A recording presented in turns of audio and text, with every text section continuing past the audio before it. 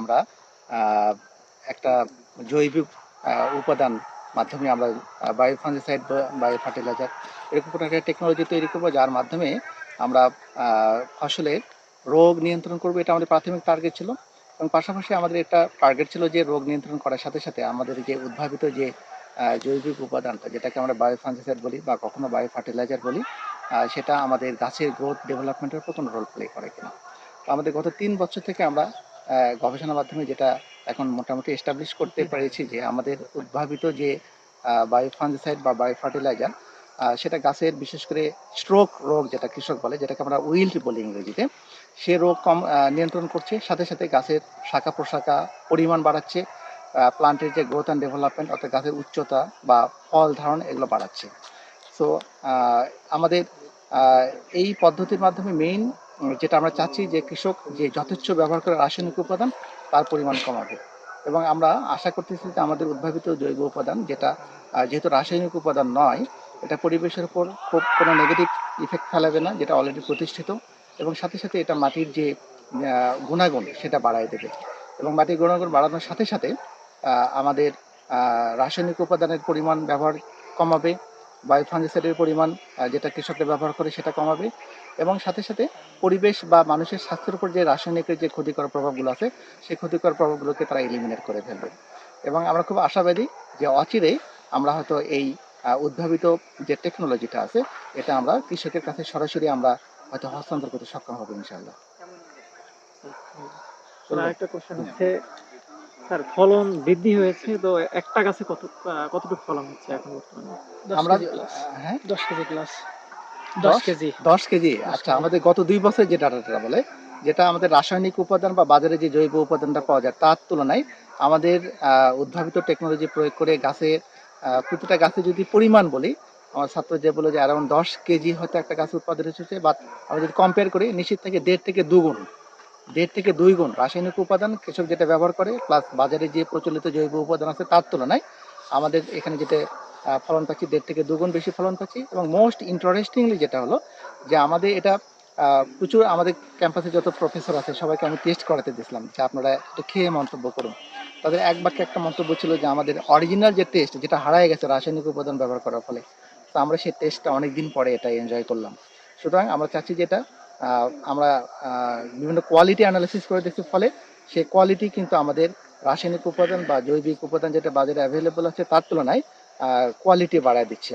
এবং আমরা তো এবার আরেকটা জিনিস দেখার চেষ্টা করব যে এটা শেলফ লাইফ বাড়াচ্ছে কেন, ফলে যে রাসায়নিক উপাদান দ্বারা ফল কয়দিন থাকতেছে হারভেস্ট করার পরে, প্লাস আমাদের। এবং আমরা আশা করি যে আমাদেরটা দ্বারা হয়তো শেলফ লাইফ আমরা 2 থেকে 4 দিন এই পরিমাণ আমরা গতবার একটা প্রাথমিকভাবে অবজার্ভ করেছিলাম। তো এটাও যদি হয় যে শেলফ লাইফটা বাড়ায় দিচ্ছে, তাহলে এটা একটা খুব যেহেতু টমেটো আমাদের পচনশীল একটা সবজি, 4 দিন 5 দিন যদি আমাদের তাদের ধরে রাখার মতো অবস্থায় নিয়ে আসতে পারি, এটা অনেক বড় একটা কাজ হবে বলে আশা করতেছি। স্যার শুধু কি টমেটো না আরো কিছু? আচ্ছা, এবং এই টমেটোর পাশাপাশি আমরা গত 2 বছর থেকে আমরা আলুতে এটা প্রয়োগ করেছিলাম।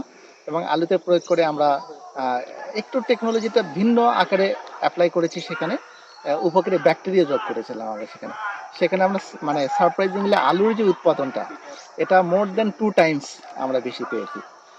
প্লাস আমাদের এইচকে আপনার যেটা আজহার ভাইয়ের, যেটা সম্মানিত আজহার ভাইয়ের যেটা টেকনোলজি আবিষ্কার করছেন, সেখানে আমরা এবার পরীক্ষামূলকভাবে ওনাটার সাথে আমরা টেকনোলজিটা অ্যাপ্লাই করেছিলাম। এবং উনি সেখানে লাল শাকে অ্যাপ্লাই করেছিলেন। লাল শাকে হারভেস্ট করে ওই জমিতে অন্য কিছু অ্যাপ্লাই না করে পরবর্তীতে উনি ফুলকপি লাগিয়েছিলেন। এবং আলহামদুলিল্লাহ আমরা সারপ্রাইজিংলি ওখানে দেখছিলাম যে ফুলকপির যে গ্রোথ অ্যান্ড ডেভেলপমেন্ট বা ফুল ধরন, এটা ব্যাপক পার্থক্য দেখা যাচ্ছে রাসায়নিক উপাদানের তুলনায়। আর ওনার সাথে যেটা আমরা একটা সম্পর্ক এস্টাবলিশ করতে চাচ্ছি এরকম, যে উনি যে টেকনোলজিটা উদ্ভাবন করেছেন সেখানে অ্যাকচুয়ালি সায়েন্টিফিক ব্যাকগ্রাউন্ডটা একটু স্টাডি করা দরকার। কারণ ওখানে অণুজীব সার বলছেন, সেই অণুজীব সারগুলো অ্যাকচুয়ালি কোন কোন অণুজীবগুলো আছে এগুলো ডিটারমিন করা নাই। সো আমাদের যেটা আছে আমরা অণুজীবটা আমরা ডিটারমিন করে ফেলছি। সুতরাং এটার সাথে ওটা যদি সমন্বয় করে, আমার ধারণা যে ওনার যে টেকনোলজিটা তাকে আরও আপগ্রেড করার সুযোগ আছে। আমরা কন্টিনিউয়াসলি এই রিসার্চগুলো চালনা করা দরকার। কারণ বায়োলজিক্যাল এজেন্ট তো 1 বছর ভালো কাজ করতে পারে, 1 বছর ভালো কাজ নাও করতে পারে। এটা কন্টিনিউয়াসলি রিসার্চের মধ্যে থাকা দরকার এবং আমাদের আপগ্রেড প্রতিবার চেষ্টা করা উচিত। এবং ওনার সাথে আমাদের এই কোলাবোরেশনটা আশা করতেছি চলতেই থাকবে, যে আমরা এটা আপগ্রেড করব।